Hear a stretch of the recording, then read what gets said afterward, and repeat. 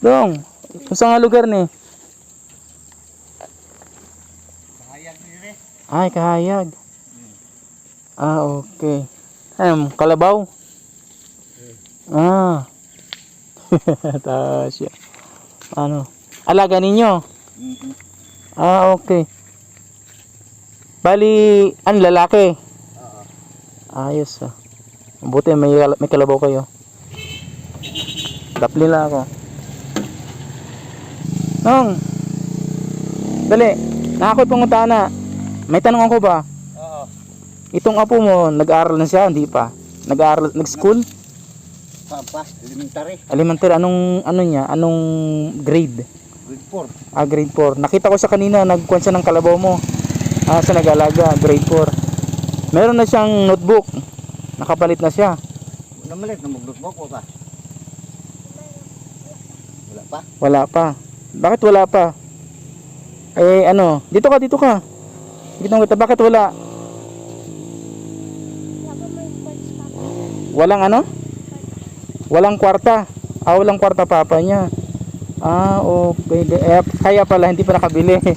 Okay. Sige lang, ganito. Anong gusto mo paglaki? Paglaki mo, ano mo? Pulis ka. Sundalo. Ano? No? Wala pa daw siya ikuan. Pero yung gusto mo lang gawin, yung paborito mo,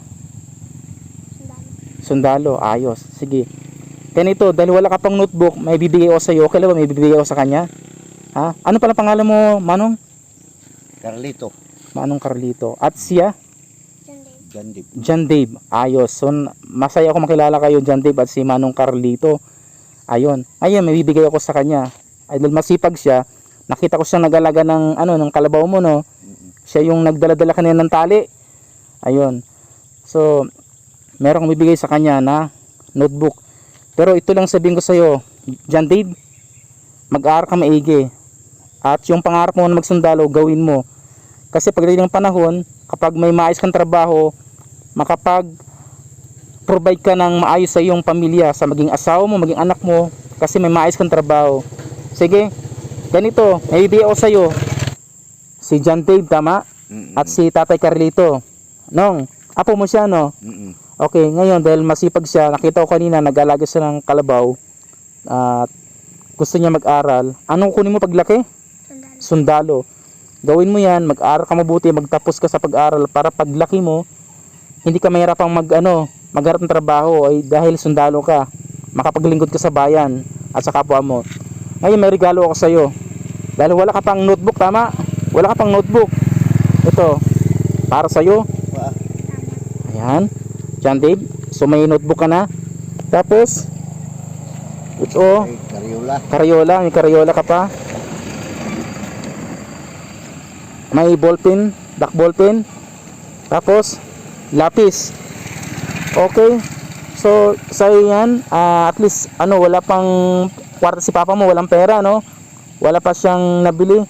So makatabang sa'yo, makatulong sa'yo para at least hindi nabibili si papa. Pang sudan na lang yung palitin ni papa nimo or bibili ni papa nyo. Pang ulam na lang. So Tay Carlito, anong mga sabi mo para sa apo mo? Ako kuan sa kong apo buutan ngayon eh. Ayos, buutan. Kinabangon trabaho na ako. Oh, so ibig sabihin ng buutan, sa Tagalog, mabait. Mabait. Tapos yung matabangon, matulungin. Matulungin. Oo. Siya yung nag-alaga ng kalabaw mo kanina, no? Oo. So nakita ko sa kanya masipag. So regalo ko sa iyo yan, John Dave. Galing mo pag-aaral. So ano yung masasabi mo? Salamat po. Lakasan mo? Salamat po. Walang anuman. So galing mo yung pag-aaral mo para sa iyo yan. Regalo ko sa iyo, John Dave. At tapusin mo yung pag-aaral mo para pagdating ng panahon maging sundalo ka.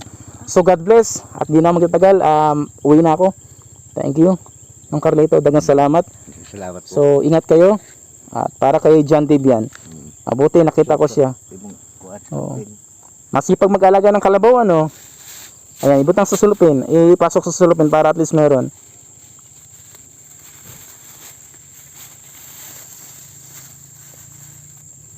Okay. Salamat. So, walang anuman. Okay, so God bless.